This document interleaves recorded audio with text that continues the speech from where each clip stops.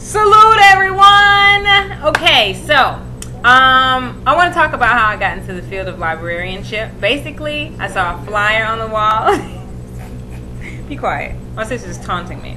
So anyway, basically, I got into the library field like this. Okay, I was in my last semester of undergrad at Clark Atlanta University and English major, had no sense of direction, didn't know what I was going to do. I did know that I wanted to be a famous writer, and that was about it. But anyway, so I was walking down the hallway and I saw a flyer on the wall that said, "Ever thought about becoming a librarian?" And I thought, no. But I figured this would be a great experience. It was a library internship. So anyway, I applied, got the internship, and got it. Yay! So anyway, once I got the internship, it gave me a sense of direction. I felt like I was really headed somewhere. So anyway, I applied for the internship, got it, and then, what did it say? Got the internship, and I just took off. And so later I became a Mellon Fellow / library assistant. And then after that, I went off to library school because I figured, you know what, this is pretty interesting. It's giving me a sense of direction, like I said. It's helping me to see some kind of purpose in life here. This might be my way of getting a revenue and income and stuff like that. So, and this might be my career. And I wanted to be in my career in my 20s, my early 20s, before 25. So, I went off to library school in Buffalo. And how I chose Buffalo, well, I had a GRE book. And I was studying my book and I lost it. I don't know where I left the book. But I was like, okay, I'm not taking the GRE. And so when I wanted to apply to library school, all the deadlines had passed, and I was like, oh my gosh, what am I going to do? So I knew I wanted to be in the state of New York, so I picked a place, and I looked for a school that had the library science specialty in there. So anyway, I found the University of Buffalo, applied, found out, but first I found out that they didn't require the GRE. So that was awesome. So I applied and I got in. And so basically when I got accepted, I just set up the housing and just everything, set up my networks to make sure that I would have people that knew me up there. I don't really have too many friends at all. I only have like one friend, and that's somebody I communicated with through Facebook. And there was one other person I communicated with through MySpace, but it was just me asking him what's the weather like and stuff like that. So anyway, I got my housing straight and everything, and I moved up there. And then I went to school and finally graduated, and before I graduated from school, I'm going through a whole timeline here. I hope you're not bored. But anyway, before I finished library school, I was in my last semester, I published my first book called Dumped and Delivered.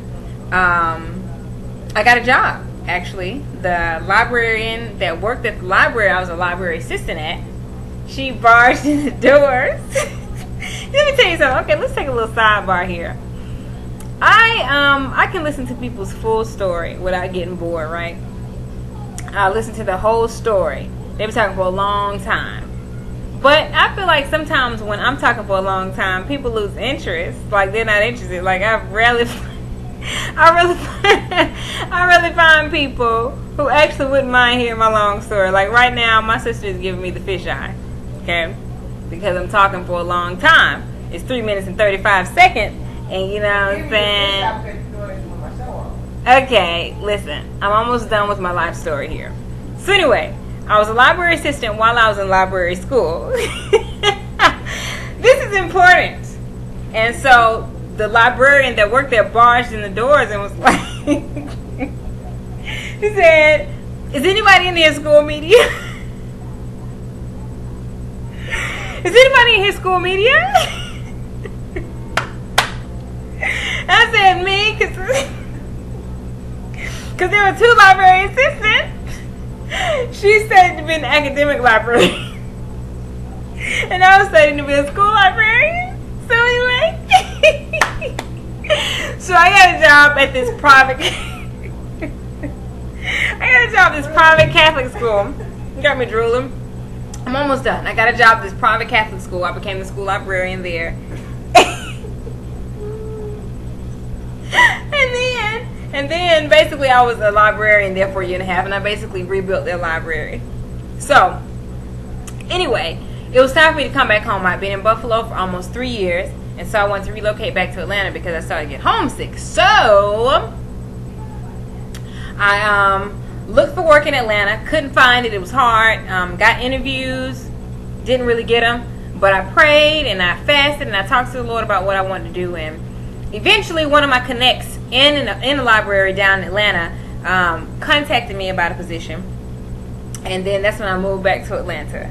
And I had a job set by the time I got back down here, because I don't believe in moving somewhere without any kind of foundation. That's not me.